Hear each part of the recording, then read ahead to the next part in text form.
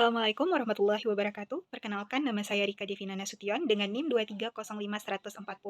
Pada kesempatan kali ini saya akan menjelaskan salah satu pelanggaran terhadap hak kekayaan intelektual, khususnya pada pelanggaran merek. Yang saya akan jelaskan di sini ialah kasus pelanggaran merek yang terjadi antara Starbucks Corporation dengan PT Sumatra Tobacco Trading Company. Nah, teman-teman, jika kalian dengar kata Starbucks, itu mungkin sudah tidak asing lagi di telinga kalian ya. Nah, Starbucks itu merupakan salah satu merek yang dimiliki oleh perusahaan Starbucks Corporation yang berasal dari Amerika Serikat, tepatnya di Seattle, yang sudah berdiri sejak tahun 1971. Pada tanggal 17 Mei tahun 2002, merek Starbucks ini untuk produk olahan kopi resmi didirikan di Indonesia dan sudah didaftarkan mereknya tersebut ke DJKI oleh PT Sari Coffee Indonesia yang merupakan satu-satunya perusahaan yang memiliki izin eksklusif dari Starbucks Corporation untuk menggunakan serta mengoperasikan merek dengan nama Starbucks tersebut di Indonesia. Pada tanggal 10 September 2012, PT Sumatra Tobacco Trading Company juga mendaftarkan merek dengan nama Starbucks pada produk rokok mereka, dan ini didapati oleh Starbucks Corporation bahwasanya merek yang didaftarkan oleh PT Sumatra Tobacco Trading Company itu memiliki kesamaan yang persis pada merek Starbucks untuk produk olahan kopi yang dimiliki oleh Starbucks Corporation.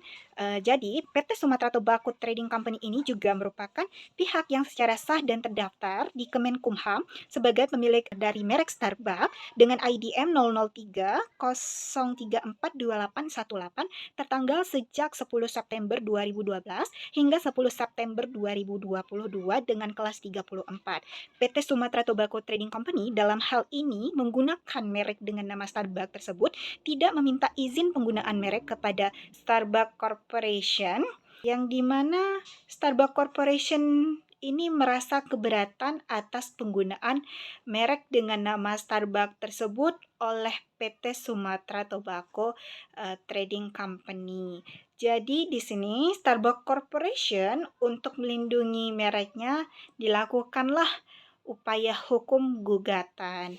Jadi dalam kasus ini analisis saya ialah bahwasannya merek dengan nama Starbucks yang dimiliki oleh Starbucks Corporation yang telah didaftarkan di Indonesia oleh PT Sari Coffee Indonesia itu sudah mendapatkan perlindungan hukum serta mendapatkan hak eksklusif atas merek tersebut sesuai dengan ketentuan pasal 1 angka 5 Undang-Undang Nomor 20 Tahun 2016 tentang merek dan indikasi geografis, yang dimana pasal tersebut berbunyi bahwasannya hak atas merek adalah hak eksklusif yang diberikan oleh negara kepada pemilik merek yang terdaftar untuk jangka waktu tertentu dengan menggunakan sendiri merek tersebut atau memberikan izin kepada pihak lain untuk menggunakannya. Selain itu, merek Starbucks yang telah didaftarkan di Indonesia oleh PT Sari Coffee Indonesia sejak tahun 2002 itu memiliki izin eksklusif, yang dimana izin eksklusif yang diberikan Starbucks Corporation ini maksudnya ialah hanya PT Sari Coffee Indonesia lah yang dapat menggunakan serta mendirikan dan mengoperasikan penggunaan merek Starbucks tersebut di Indonesia. Nah, merek yang sudah didaftarkan itu, maka diperolehlah hak atas merek tersebut sesuai dengan pasal 3 yang berbunyi bahwasannya hak atas merek diperoleh setelah merek tersebut sudah terdaftar. Dan dalam hal ini, merek yang sudah terdaftar itu dilindungi sampai 10 tahun sejak tanggal penerimaan sesuai dengan pasal 35 ayat 1 Undang-Undang Nomor 20 Tahun 2016. Dan dalam hal ini seharusnya PT Sumatra Tobacco Trading Company tidak boleh menggunakan merek dengan nama Starbucks tersebut pada produk rokok mereka karena pada ketentuan pasal 2 ayat 3 bahwasannya merek yang dilindungi itu terdiri atas tanda berupa gambar, logo, nama, kata, huruf, angka, susunan warna dalam bentuk 2 dimensi atau 3 dimensi, suara, hologram, atau kombinasi dari 2 atau lebih unsur tersebut untuk membedakan barang dan atau jasa yang diproduksi oleh orang atau badan hukum dalam kegiatan perdagangan barang dan atau jasa. Selain itu, dalam hal ini, permohonan yang dilakukan oleh PT Sumatra Tobacco Trading Company itu dapat ditolak oleh DJKI karena jika kita merujuk pada pasal 21 ayat 1 huruf C, yang dimana pasal tersebut berbunyi bahwasannya permohonan ditolak jika merek tersebut mempunyai persamaan pada pokoknya atau keseluruhannya dengan huruf C yang berbunyi merek terkenal milik pihak lain untuk barang dan atau jasa tidak sejenis yang memenuhi persyaratan tertentu. Dan seharusnya, merek dengan nama Starbucks yang didaftarkan oleh PT Sumatra Tobacco Trading Company tidak dapat lagi didaftar sesuai dengan ketentuan pasal 20 huruf B dan E bahwasanya sama dengan, berkaitan dengan, atau hanya menyebut barang dan atau jasa yang dimohonkan pendaftarannya, dan huruf E tidak memiliki daya pembeda. Nah, kita ketahui bahwasannya sistem pendaftaran pada merek itu menggunakan sistem first to file system yang merupakan pendaftar pertamalah yang memiliki hak atas merek tersebut.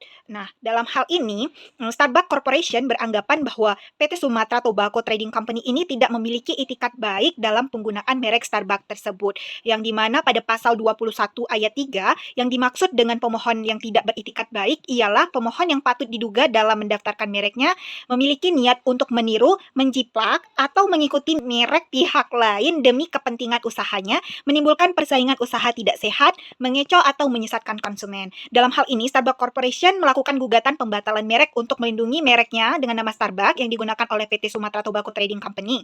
Nah, hal ini berdasarkan pasal 76 ayat 2 bahwasannya gugatan pembatalan merek dapat diajukan tanpa batas waktu jika terdapat unsur itikat tidak baik atau merek yang bersangkutan bertentangan dengan peraturan perundang-undangan.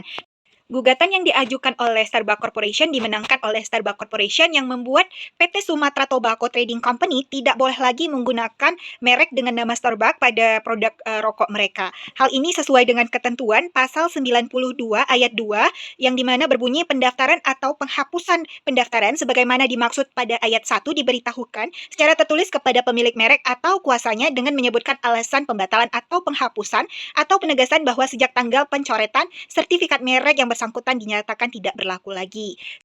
Sekian analisis dari saya tentang pelanggaran merek yang terjadi antara Starbucks Corporation dengan PT Sumatra Tobacco Trading Company. Mohon maaf bila ada salah-salah kata. Saya ucapkan terima kasih. Sampai jumpa lagi. Wassalamualaikum warahmatullahi wabarakatuh.